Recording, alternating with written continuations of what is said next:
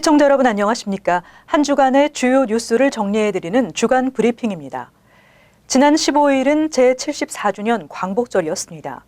일본의 역사 왜곡 중단 그리고 전쟁 범죄 사과를 촉구하는 행사들이 곳곳에서 일제히 열렸습니다.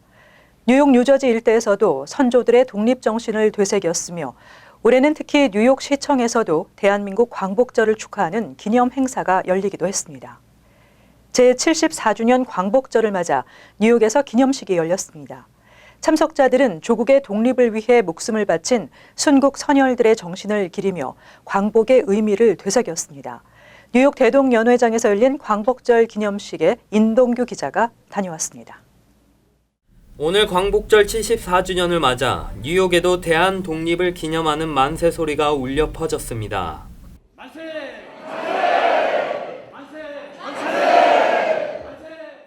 오늘 오전 플러싱 대동연회장에서는 한인 단체장들과 한인 동포 350여 명이 모여 나라의 독립을 기뻐하고 선조들의 넋을 기리기 위해 기념 행사를 열었습니다. 그레이스 맥 연방 하원 의원과 존 리우 뉴욕주 상원 의원 등 뉴욕 지역 정치인들도 참여해 광복의 기쁨을 함께 했습니다. 문재인 대통령은 박효성 뉴욕 총영사가 대독한 축사에서 외세의 침략과 수탈의 역사를 딛고 광복을 위해 몸 바쳤던 순국 선열들을 기억하며 선조들의 정신을 이어받아 한국에 대한 일본의 무역 보복 조치를 지혜롭게 해결해 동북아시아의 경제를 주도하는 경제 강국으로 우뚝 서겠다고 약속했습니다. 지금까지 우리는 선진국을 추격해왔지만 이제 앞서서 도전하며 선도하는 경제로 거듭나고 있습니다. 일본의 부당한 수출 규제에 맞서 우리는 책임 있는 경제 강국을 향한 길을 뚜벅뚜벅 걸어갈 것입니다. 행사에 참여한 한인 동포들은 만세 삼창과 함께 광복절 노래를 부르며 나라를 되찾기 위해 큰 희생을 치른 선조들을 기억하며 광복 그날의 기쁨을 함께 나눴습니다. KBN 뉴스 임동규입니다. 맨하탄에서는 일본을 규탄하는 시위가 열렸습니다. 뉴욕 주재 일본 총영사관 앞에서 열린 시위에서 아베 정권의 무역 보복 조치를 비난하는 성명을 발표하고 동포 사회에 일본 제품 불매 운동에 동참해 줄 것을 당부했습니다. 보도에 임동규 기자입니다.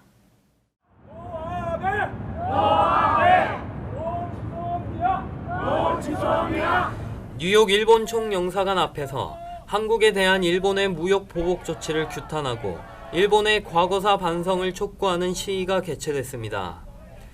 평통 뉴욕협의회와 민화협, 뉴저지 한인회 등 한인 단체들과 한인 동포 30여 명이 참여한 시위에서는 일본의 반도체 소재 수출 규제, 한국을 화이트리스트에서 배제한 조치를 규탄하고 전범 국가로서 피해자들에게 진심 어린 사과와 보상을 요구했습니다. 또 2018년 한국 대법원의 전범 기업들에 대한 강제징용 배상 판결을 부정하는 일본의 행위는 대한민국을 주권 국가로서 인정하지 않겠다라는 부도덕한 행위라고 비난했습니다. 오늘 광복 74주년이고 또한 오늘은 기미 독립선언 100주년이 되는 해이고요. 또 우리 임시정부가 세운 지 100주년이 되는 뜻깊은 해이기 때문에 더더욱이나 저희가 한민족, 한 동포로서 적어도 이런 그 아베 정권의 부도덕하고 불이한 행위에 대해서는 같은 동포로서 일본 대사관 앞에서 당연히 한 목소리로 외쳐야 된다고 생각합니다. 참여자들은 한국 정부의 일본 조치에 대해 한일 군사 정보 협정 폐기 등 당당한 대응을 요구하며 해외 동포로서 힘을 보태겠다고 말했습니다. 우리 같은 한민족이니까 같이 이렇게 똑같이 공감을 하고 똑같이 문제의식을 가지고 있고 똑같이 그게 풀리기를 바람직한 방향으로 풀리기를 동포들도 원하고 있다는 면에서 우리 해내외도 이 동포들이 한민족이 같이 느끼고 있다는 것에 대해서 고무적으로 생각하시리라고 믿습니다. 참가자들은 이번 시위는 시작에 불과하다며 앞으로 일본 상품 불매 운동과 일본 관광 자제 등 일본 정부에 대한 시위를 계속하겠다고 말하며 많은 한인 동포들의 참여를 당부했습니다. KBN 뉴스 임동규입니다. 사이버 외교사절단 반크가 뉴욕주의 동해 병기 지침을 홍보하고 나섰습니다. 내년 4월 국제수로기구 총회에서 동해의 명칭 결정을 앞두고 전 세계 정부기관, 언론사, 출판사 등을 대상으로 동해를 알리고 있습니다. 보도에 임동규 기자입니다. 한국의 사이버 외교 사절단 반크가 최근 뉴욕주 내 모든 공립학교에서 동해와 일본해를 함께 배울 수 있도록 한 교육국의 새 지침을 전 세계에 알리는 캠페인을 전개한다고 밝혔습니다. 반크는 전 세계에 한국을 알리고 잘못된 국가 정보를 바로잡는 사이버 외교관 역할을 하기 위해 1999년 설립된 비정부 민간 단체입니다. 반크는 지난 2014년 버지니아주 의회가 모든 공립학교 교과서에 동해와 일본해를 모두 명시하도록 동해병기 법안을 채택한 데 이어 이번 뉴욕주 교육국의 새 지침이 국제사회의 동해 표기가 정당하다는 것을 증명한다며 이를 반크의 영문 사이트와 글로벌 동해 홍보 영문 사이트에 게시해 전 세계에 알리겠다고 밝혔습니다. 또 박기태 반크 단장은 일본의 단독 표기를 고수하는 세계 주요 정부기관, 출판사, 방송 및 신문사에 집중적으로 홍보할 계획이라며 뉴욕주 교육국 홈페이지에 동해병기 지침 안내서를 전 세계의 세계사, 지리, 세계 지도 출판사와 지구본 회사에 전파한다고 말했습니다. 반크는 동해의 정확한 명칭이 결정되는 내년 4월 예정된 국제수로기구 총회 때까지 홍보를 이어가겠다고 밝혔습니다. 한편 전 세계 지도 가운데 동해와 일본해를 병기한 지도는 2002년 2.8%에 불과했지만 최근에는 40%를 넘어섰습니다. KBN 뉴스 임동규입니다. 트럼프 행정부가 예고해왔던 공적 부조를 받은 사람들의 영주권 취득을 제한하는 규정을 발표했습니다. 연간 영주권 신청자의 3분의 2가 넘는 38만여 명이 심사 대상이 될 것으로 예상됩니다. 가난한 나라에서 온 이민자들을 차별하고 합법적인 거주자들이 필요한 정부 지원을 포기하도록 할 것이라는 비판이 쏟아지고 있습니다. 계속해서 임동규 기자가 전해드립니다. 도널드 트럼프 행정부가 저소득층의 합법적 이민을 어렵게 하는 새로운 규정을 발표했습니다. 불법 이민자에 대한 단속 강화를 주문해온 트럼프 정부가 이번에 내놓은 조치의 핵심은 정부 재정에 부담이 되는 이민자에게는 영주권과 비자 발급을 제한해 저소득층 합법 이민자 수를 획기적으로 줄인다는 것입니다. Will generally consider an alien's current and past receipt of the designated public benefits while in the United States as a negative factor when examining applications. 10월 중순부터 적용될 새 규정으로 푸드 스탬프, 메디케이드, 주택 바우처 등 정부의 저소득층 공공 지원 정책을 이용하는 이민자들은 영주권을 받지 못할 가능성이 커집니다. 정부 발표에 따르면 연간 평균 54만 4천 명이 영주권을 신청하고 그중 38만 2천 명이 생활보호 대상 심사 카테고리에 들어 새 규정의 여파가 적지 않을 것으로 예상됩니다. 새 규정에는 자급자족의 원칙이 명기됐으며 정부 예산이 들어가는 공공자원에 기대지 않고 자신의 능력이나 직장 등 사적기관 및 가족의 뒷받침으로 생활이 가능한 이들을 중심으로 영주권을 발급한다는 취지가 담겨 있습니다. KBN 뉴스 임동규입니다. 한편 민권센터는 기자회견을 열고 개정안에 대한 설명과 함께 이민자들의 대응 방안을 소개했습니다. 보도에 임동규 기자입니다. 민권센터는 오늘 오전 기자회견을 열고 최근 트럼프 정부가 발표한 공적 부조 개정안에 대해 설명하고 이에 대한 이민자들의 대응 방안을 소개하였습니다. 불법 이민자에 대한 단속 강화를 주문하던 트럼프 정부가 이번에 내놓은 조치의 핵심은 미 정부 재정에 부담이 되는 이민자에게 영주권과 비자 발급을 제한해 저소득층 합법 이민자 수를 획기적으로 줄인다는 것입니다. 기존의 현금 지원을 넘어 메디케이드, 푸드 스탬프, 주택 하우징 등 비현금성 지원을 받는 경우도 규제 대상이 됩니다. 민권센터 존박 사무총장은 현재 뉴욕 아시안 인구가 계속 증가하고 있고 영주권을 받는 아시안 수도 급증하고 있어 많은 아시안들이 새 규정의 심사 대상이 될 것이라며 새 개정안이 이민자들의 사회적 참여를 줄여 나라에서 도태되게 할 것이라고 말했습니다. this is just one additional way to try to get immigrant communities further into the shadows, to get them to be confused, to start not participating in anything, to reduce their voice, their confidence, and their participation in our society. 민권센터는 영주권 신청과 비자 연장을 계획하고 있는 이민자들은 새 공적 부조 개정안에 해당되지 않는 복지 혜택이 무엇인지 정확히 파악하는 게 중요하다고 말했습니다.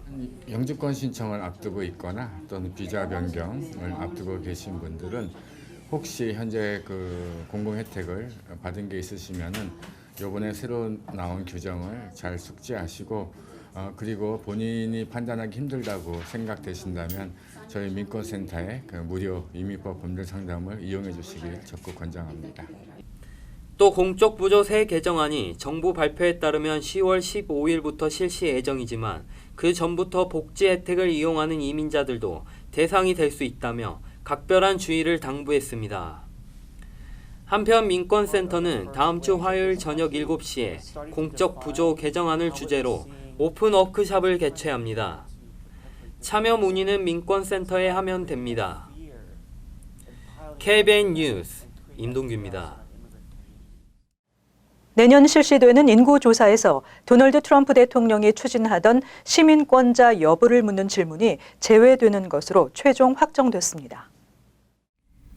연방센서스국은 2020 미 전국 인구조사 설문지 샘플 양식을 공개했습니다.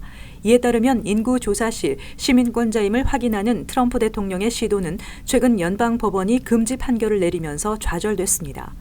연방법원 뉴욕 남부지법은 지난달 미국 시민자유연맹이 제기한 소송 판결에서 2020년 시행되는 10년 주기 인구조사 질문 항목에 시민권 보유 여부를 확인하는 질문을 포함하지 못하도록 금지한다며 인구조사에서 시민권 지위에 관해 묻거나 여타 시민권과 관련해 비슷한 질문을 하는 것 모두를 금한다고 판시했습니다. 이 같은 연방법원 결정을 전후해 트럼프 대통령은 자신의 계획을 철회하겠다고 발표했는데 이민과 인권단체 관계자들은 이날 발표된 설문지 내용에 확실히 변화된 내용을 확인하고 이를 환영했습니다. 공개된 설문지 샘플 양식에는 이름, 나이, 성별, 인종, 가구당 몇 명이 거주하는지 등의 내용이 전부이며 전화번호를 묻는 항목 정도가 추가됐습니다. 설문지 내용은 웹사이트에서 확인할 수 있습니다. 연방의회가 현재 5주간의 휴회에 들어간 가운데 민주당은 공화당의 조기 개회를 통해 총기 규제 강화 법안을 신속히 처리하라는 압박을 가하고 있는데요. 척 슈머 민주당 원내대표는 성명을 통해 법안 처리를 거듭 촉구하고 나섰습니다. 척 슈머 상원 민주당 원내대표는 어제 도널드 트럼프 대통령에게 50억 달러 규모의 국경 장벽 건설 예산 요청을 철회하고 이를 총기 폭력과 백인 우월주의 극단 세력을 억제하는 정책에 전용할 것을 촉구하고 나섰다고 로이터 통신이 보도했습니다. 슈머 대표는 성명에서 총기 폭력, 폭력적인 백인 우월주의 극단 세력이라는 이 나라의 이중 재앙은 국가 안보의 위협이라고 강조했습니다. 슈머 대표는 국경 장벽 건설 예산을 연방수사국의 국내 테러 수사 활동, 국토안보부의 폭력적 극단주의 단속, 연방보건기구의 총기 사건 연구 활동에 투입할 것을 요구하고 있습니다. 한편 민주당의 하원의원 5명은 이날 총기 난사 사건 피해자들의 친척과 지인들이 모인 가운데 기자회견을 갖고 미치 매코넬 상원 공화당 원내대표가 본회의를 조기에 소집해 총기 규제법을 표결에 붙일 것을 촉구했습니다. 미국 상하원은 휴회 중이며 매코넬 공화당 원내대표는 조기 개회를 통해 법안을 신속히 처리하라는 민주당의 요구에 대해 미온적인 자세를 취하고 있습니다. 하원은 올 초에 구매자의 신원조회를 한층 강화하는 내용의 총기 규제 법안을 채택했지만 상원에서는 입법 절차가 늦춰지고 있는 상황입니다. 백투스쿨을 앞두고 학용품 구매 시즌이 한창인 가운데 방탄 배낭 판매가 급증하고 있습니다. 총기 난사 사건이 잇따르고 있는 데 따른 현상인데요. 이에 대해 부모들의 불안 심리를 돈을 벌기 위한 기회로 악용하고 있다는 비난이 높아지고 있습니다. 잇따르고 있는 총기 난사 사건으로 부모들은 어린 자녀들의 안전을 불안해하고 있는데 방탄 배낭은 이런 부모들의 불안감과 무력감을 제품 판매에 이용하고 있다는 비난이 나오고 있습니다. 엘파소와 데이튼에서 하루도 채 지나지 않은 사이 2건의 총기 난사 사건이 연이어 발생한 이후 방탄 배낭의 판매는 급등했습니다. 엘파소 총격 사건이 발생한 지난 3일과 4일 이틀 동안 블릿블로커의 매출은 200%나 급증했고 투피팩스도 300% 가까운 매출 급등을 기록했습니다. 가드독 시큐리티 제품들은 $199 99센트에서 $299 99센트로 방탄 기능이 없는 일반 배낭보다 몇 배에 달하고 있습니다. 투피팩스의 제품은 $189, 블릿블로커 제품도 $175로 학부모들이 선뜻 지갑을 열기에는 부담되는 가격이 아닐 수 없습니다. 또 방탄 보호 기능에 대한 의문도 제기되고 있습니다. 이들 회사들은 9mm 구경이나 매그넘 44 총기로부터 보호받을 수 있다는 것이 실험을 통해 입증됐다고 선전하고 있지만 대규모 총기 난사 사건에 자주 사용되는 공격용 소총까지는 막을 수 없다는 것을 인정하고 있습니다. 한편 미 교사연맹의 랜드 웨인가르텐 회장은 방탄 배낭은 총기 난사의 올바른 해결책일 수 없으며 총기 규제가 강화돼야 한다고 밝혔습니다. 뉴저지주가 시행하고 있는 저소득층 대상 전기 가스비 지원 프로그램의 수혜 자격이 확대돼 4인 가족 기준 월 소득이 $3,870 이하인 가정은 신청할 수 있습니다. 수혜 자격은 월 수입 중 6% 이상을 전기 가스비로 사용하는 가정이고요. 선정되면 소득에 따라 매월 전기 가스료에서 최대 $150까지 크레딧 형태로 지원받을 수 있다고 합니다. 원하시는 분들은 주정부 웹사이트를 이용하시면 됩니다. 이상으로 KBN 주간 브리핑을 마칩니다. 시청해주신 여러분 고맙습니다.